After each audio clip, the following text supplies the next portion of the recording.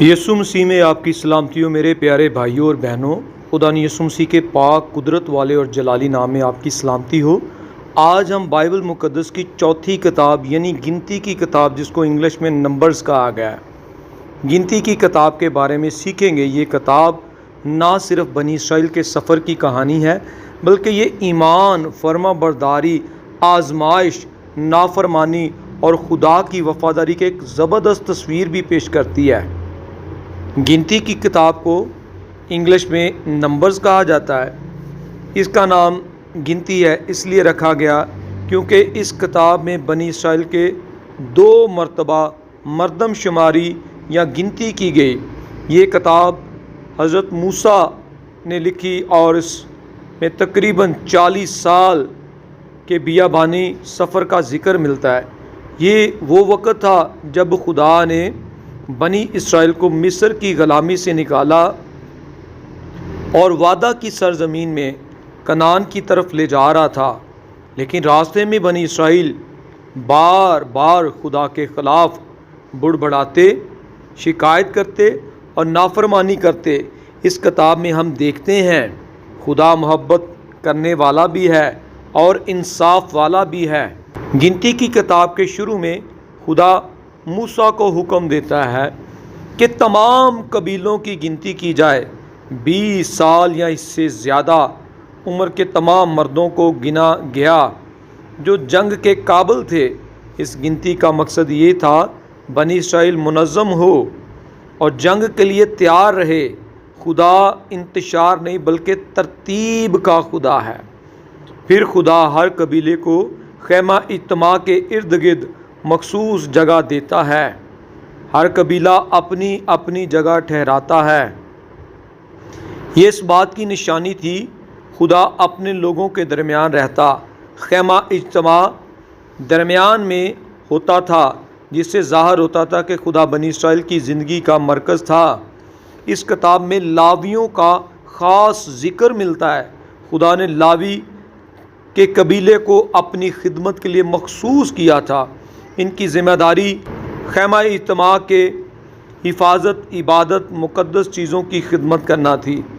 اس سے ہمیں سبق ملتا ہے خدا اپنے کام کے لیے لوگوں کو مخصوص کرتا ہے۔ اس کے بعد بنی اسرائیل بیابان کی طرف سفر شروع کرتے ہیں۔ شروع میں یہ سب کچھ اچھا چلتا ہے، لیکن جلد ہی لوگ شکایتیں کرنے لگے۔ کبھی وہ کھانے کی شکایت کرتے، کبھی پانی کی، اور کبھی کہتے مصر میں ہماری زندگی بہتر تھی۔ وہ خدا کے معجزات بھول گئے تھے۔ خدا نے ان کے لیے آسمان سے من برسایا، بادل کے ستون سے دن میں رہنمائی کی، رات کو آگ کے ستون سے روشنی دی، لیکن پھر بھی لوگ ناشکری کرتے رہے۔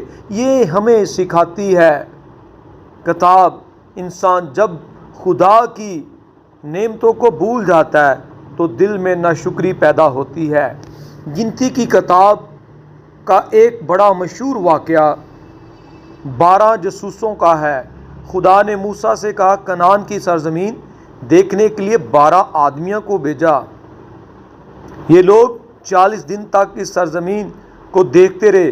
جب وہ واپس آئے تو انہوں نے بتایا سرزمین واقعی دودھ اور شہد سے بہتی ہے، لیکن وہاں کے لوگ بڑے طاقتور اور جبار قسم کے لوگ ہیں اور شہر مضبوط ہے۔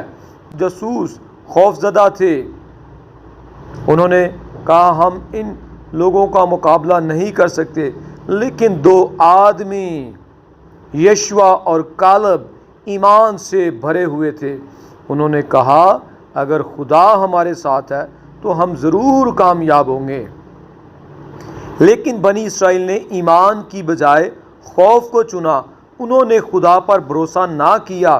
اس وجہ سے خدا ناراض ہوا اور فرمایا اس نسل میں سے کوئی بھی وعدہ کی سرزمین میں داخل نہیں ہوگا سوائے یشوع اور کالب کے۔ پھر بنی اسرائیل 40 سال تک بیابان میں بھٹکتے رہے، یہاں تک کہ وہ نسل ختم ہو گئی۔ یہ واقعہ ہمیں سکھاتا ہے خوف انسان کو خدا کے وعدوں سے دور کر دیتا ہے، لیکن ایمان راستہ کھول دیتا ہے۔ اس کتاب میں موسیٰ اور ہارون کے خلاف بغاوت کی۔ انہوں نے کہا کہ تم اپنے آپ کو ہم سے بڑا کیوں سمجھتے ہو، لیکن حقیقت میں یہ خدا کے مقرر کیے ہوئے رہنماؤں کے خلاف کھڑے ہو رہے تھے۔ پھر خدا نے اپنی قدرت ظاہر کی، زمین پھٹ گئی اور باغی لوگ زمین میں سما گئے۔ اس واقعہ سے خدا نے دکھایا وہ اپنے چنے ہوئے خادموں کی حمایت کرتا ہے۔ ایک اور مشہور واقعہ موسیٰ کی غلطی کا۔ ایک وقت ایسا آیا جب بنی اسرائیل کو پانی نہ ملا، لوگ پھر شکایت کرنے لگے۔ خدا نے موسیٰ سے کہا چٹان سے بات کرو تاکہ پانی نکلے، لیکن موسیٰ غصے میں آ گیا اور اس نے چٹان کو 2 بار لاٹھی سے مارا۔ پانی تو نکل آیا، لیکن موسیٰ نے خدا کے حکم کی پوری فرما برداری نہ کی۔ اسی وجہ سے خدا نے فرمایا موسیٰ وعدہ کی سرزمین میں داخل نہیں ہوگا۔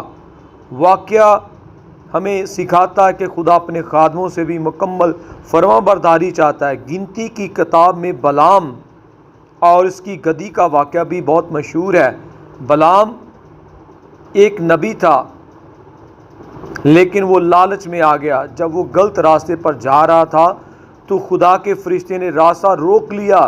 بلام کو فرشتہ نظر نہ آیا، لیکن اس کی گدھی نے فرشتہ دیکھ لیا اور رک گئی۔ بلام نے غصے میں گدھی کو مارنا شروع کیا۔ پھر خدا نے گدھی کو زبان دی اور وہ بولنے لگی۔ یہ ایک حیرت انگیز واقعہ تھا۔ اس کے بعد بلام کی آنکھیں کھلیں اور اس نے خدا کے فرشتے کو دیکھا۔ اس واقعہ سے ہمیں معلوم ہوتا ہے خدا کسی بھی ذریعے سے انسان کو تنبیہ کر سکتا ہے۔ گنتی کی کتاب میں خدا کی عدالت بھی نظر آتی ہے اور اس کی رحمت بھی نظر آتی ہے۔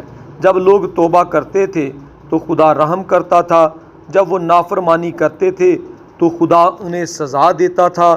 خدا چاہتا تھا کہ اس کے لوگ پاکیزگی اور ایمان میں زندگی گزاریں۔ اس کتاب میں کئی قوانین، قربانیوں اور عبادت کے اصول بھی بیان کیے گئے ہیں۔ خدا چاہتا تھا بنی اسرائیل الگ اور مقدس قوم بنے۔ آخر میں ہم دیکھتے ہیں نئی نسل وعدہ کی سرزمین کے قریب پہنچ جاتی ہے۔ موسیٰ ان کو آخری ہدایات دیتا ہے۔ یشوع کو آئندہ رہنما مقرر کیا جاتا ہے۔ اگرچہ موسیٰ خود کنعان میں داخل نہ ہو سکا، لیکن اس نے خدا کے منصوبے کو پورا ہوتے دیکھا۔ میرے عزیزو، گنتی کی کتاب صرف ایک تاریخی کتاب نہیں، بلکہ ہماری روحانی زندگی کا ایک آئینہ ہے۔ کئی دفعہ ہم بھی بنی اسرائیل کی طرح شکایت کرتے ہیں، خوف زدہ ہوتے ہیں، خدا کے وعدوں پر شک کرتے ہیں، لیکن خدا آج بھی وفادار ہے۔ اگر ہم ایمان کے ساتھ اس کے ساتھ چلیں تو وہ ہمیں وعدہ کی سرزمین تک ضرور پہنچائے گا۔ یہ کتاب ہمیں سکھاتی ہے خدا پر بھروسہ رکھو، نافرمانی سے بچو، ایمان کو چنو، خوف کو نہیں۔ خدا کے مقرر کیے ہوئے رہنماؤں کا احترام کرو، خدا کی حضوری کو اپنی زندگی کا مرکز بناؤ۔ آج اگر آپ مشکل میں ہیں، آزمائش میں ہیں یا بیابان جیسے حالات سے گزر رہے ہیں تو یاد رکھیے خدا آپ کے ساتھ ہے۔ جیسے وہ بنی اسرائیل کے ساتھ تھا، ویسے ہی وہ آج بھی اپنے لوگوں کی رہنمائی کرتا ہے۔ خداوند آپ سب کو برکت دے۔ عزیز بہنوں بھائیوں، مزید نئی اچھی ویڈیو اور روحانی پیغامات اور گیتوں کی شاعری کے لیے اس چینل کو like and share and subscribe کیجیے گا۔ God bless you. مسیح میں آپ کا خادم پاسٹر آئزک محمود۔